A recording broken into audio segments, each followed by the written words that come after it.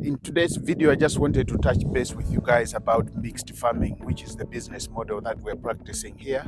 I recently received a comment from one of the YouTube viewers.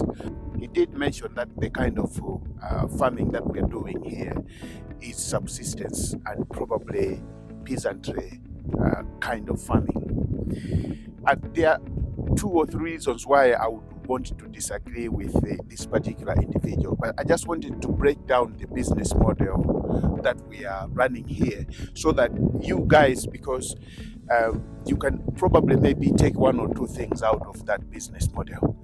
On this particular piece of land where we are sitting here, we have about 8 acres that we have put to work. But this piece of land is sitting on about 500 acres, 500 hectares that is on. We are not currently operating all of that piece of land. We're just using 8 acres of that piece of land. And on that piece of 8 acres, we're growing crops, we're keeping animals, and we are also running other auxiliary businesses that are part of the bigger picture in terms of what we are doing here. What I wanted to focus mostly on this particular video is the business model that we are running here, because this, despite being a mixed farm on its own, I want you to think of it as a tree trunk. Now, if it's a tree trunk, you would assume that at the top there are a lot of branches that are branching out of one tree trunk, and the main business model that we're running is being mixed farming. It means we've chosen this business model simply because of its flexibility on the services that we can offer. Number one, let's just break down the value chain. When you look at business models, particularly for mixed farming, if you just look at what we are growing here, you wouldn't be able to understand what kind of value chain that we are sitting on when you start a mixed farming like the one that we are doing here. But what I wanted you to do is just quickly break down on the value chain itself, so that you probably maybe from there you will be able to understand, because sometimes when you are getting started with a farming business like what we're doing here, it's very easy to be caught up in this idea that if you're starting small like we did, then your business is prone to being small. That's not necessarily true, simply because if you look at the value chain of the business, then that kind of like informs where you're taking the business. And what I want you guys to take away from this video is what we call the big picture. In this context here, we are keeping animals, we are growing crops, but we are also acting as the commodity brokers, which means some of the crops that we are delivering to our customers. I remember in one of the videos I've mentioned that we have a food box that we're delivering to our customers. Some of those products that we are packing in those food boxes, we are not necessarily producing them here, but farmers that we have growing crops around here locally, we do actually partner with them, source from them, and then package those products and then ship them to our customers. But for the things that we can actually point out and say, these are the products that we're actually growing here, those are the things that we actually include in those food boxes that we ship to our customers. That alone on its own is just one portion of the businesses that we do here. So you're growing crops, but you are also selling the crops. And then you are also going out striking contracts or agreements and bringing in other people who can grow the crops, which means for most of the farmers who don't know how to create the market here, those people who don't know how to go and look for markets for whatever they are producing, we are going out and finding those markets and creating markets for them so that we can actually take their products and take them to market, which means we are not only just sourcing products at a bottom price and are selling them at a markup price, but we are also creating relationships that we can leverage later on as we go along. Secondly, on this tree trunk of mixed farming that I mentioned about, we also have an educational section of the business, which means we bring in people who are, locals, people who are coming, from neighboring cities and other areas locally. They come here where we've aggregated experts. We have people who can train people in quail keeping. We have people who can come here and deliver lectures on agronomy, on how to take care of plants like this. Not only that, but also on how to add value to some of the products, we have goats. Those goats, when we milk them, the milk that is produced from them, we can produce cheese. We can produce. We can sell the fresh milk. We can produce ice cream from it. But there are also some ladies who are also making soap out of the milk that is produced locally here, right? So that particular value chain that I'm talking about is about understanding that when you talk about farming, it's not just about growing the crops here. On this particular business, on this particular farm, what we are doing is we have an educational component of the business. We have the crop production component of the business, and then we also have the consultancy part of the business, where we are consulting for people who are actually just getting started. And not only that, because we also are working with financiers, who are actually coming into the community. The people that we train here, when they are going out to go and start their farming, they need a lot of financial resources that they have to implement in their businesses. Most of these people, they don't know how to go about finding people who can invest in them so that they can get the access to the capital they need. So what we've done is we've created an investment arm of this business, where now people coming from outside actually can come here,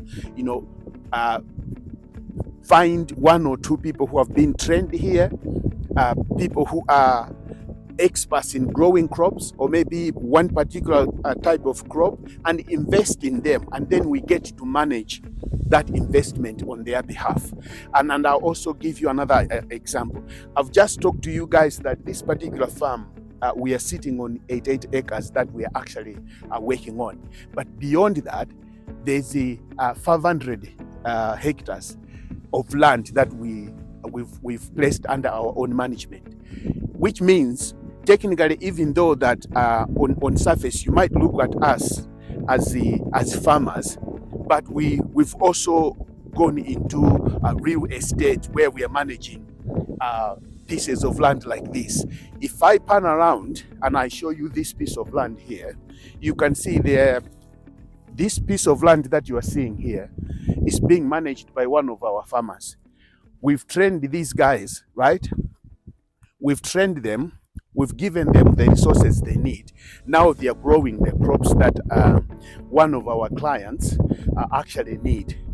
What we've done is we've found the resources they need. We've given them the training plus the finances that they need so that they can grow the crops, which is a contract crop production for some of the best local supermarkets that are actually retailing food items in the cities. For those of you who are coming in Southern Africa, you would know that in Southern Africa, bigger shops like ShopRite, Ekaya, Food Lovers, just to mention a few. These are some of the biggest shops that are actually buying local, but also selling local to city consumers and stuff like that. We've got hotel chains like Sunbelt, Protea Hotels, and other chains of hotels that are also buying local and feeding their guests. These are some of the contracts that we've gone out, all right, We've gone out and signed contracts agreements with them so that we can supply them, whether it's universities, hospitals, and then we've come back here where we've now trained the locals on how to grow these crops, but they need financing. So how do we manage that? We've gone out to find partners who can work with us so that they can invest in these people, so that these guys here can do the heavy lifting, can get their hands dirty in producing the goods, so that people who have money and they want to put their money to work can actually invest in them. And that's exactly what we've done. But that business arm on its own is lashed to the what I call the business model, which is the tree trunk that I was talking about. So technically, when somebody says the kind of business that you're doing is subsistence farming and is prone to shocks, and the environmental effects, I think it's simply because they don't understand the business model itself and the value chain on its own. Because when you look at farming has got so many angles. The value chain of the farming business has got logistics, has got tools and equipment, has got financing, has got commodity broking, has got land management and acquisition, or even investment on its own. So all these things, when you bring them together, let alone the education, because if you look at somebody who wants to start commodity brokerage in agriculture, they need to get access to information, and all of these is part of the value chain that most people who are probably leaving comments on these videos, they don't really understand the kind of business model that we are running here. So I just wanted to make sure that some of you guys who are aspiring to become whether a farmer, because it's very easy to discourage somebody and say this is just subsistence farming. No, it's not just subsistence farming, and it's not just about the size of the land that you're actually working on, because you will find that there's quite a lot that you can do with an acre. You don't have to have 88 acres or 500 hectares. You need to have a sound business model behind the agricultural business that you're going to run, and that's exactly what we're doing here. So if you're starting small, don't be discouraged, or don't assume that you have to start big and you have to start with multiple acres so that you can get to where you want to go. You can really start with as little as half an acre, but it depends on what you're doing there. Whether it's you are getting into logistics, moving goods and services, for farmers, whether you're getting into agriculture tourism, it's a business model on its own. Whether you're getting into agriculture financing or providing technology for agriculture or for crop producers, that's part of the things that I think you can actually get started and run with it. But for us, it made sense with where we wanted to take the business, that we can actually focus on doing a mixed farm, so that we can provide value, but we also have a flexibility in creating extensions of the business, whether it's in poultry, quail keeping, or crop production, or maybe producing educational pieces of content, or maybe creating programs that we can actually implement in the communities and bring in other people, so that we can show them how they can produce more on a small piece of land and make good money out of it. Or whether it's somebody who is living in diaspora and is looking at transitioning, they've worked in corporate jobs, but now they are thinking of transitioning into soft skills that they can actually lay back a little bit, leverage the resources they have, and they transition into another skill. That's exactly what is happening here. I've spent 24 years in UK. I came back, I started this. I've got people working for me here, right? These guys are doing the heavy lifting for me. right? What it means is I'm leveraging now the resources that I have. And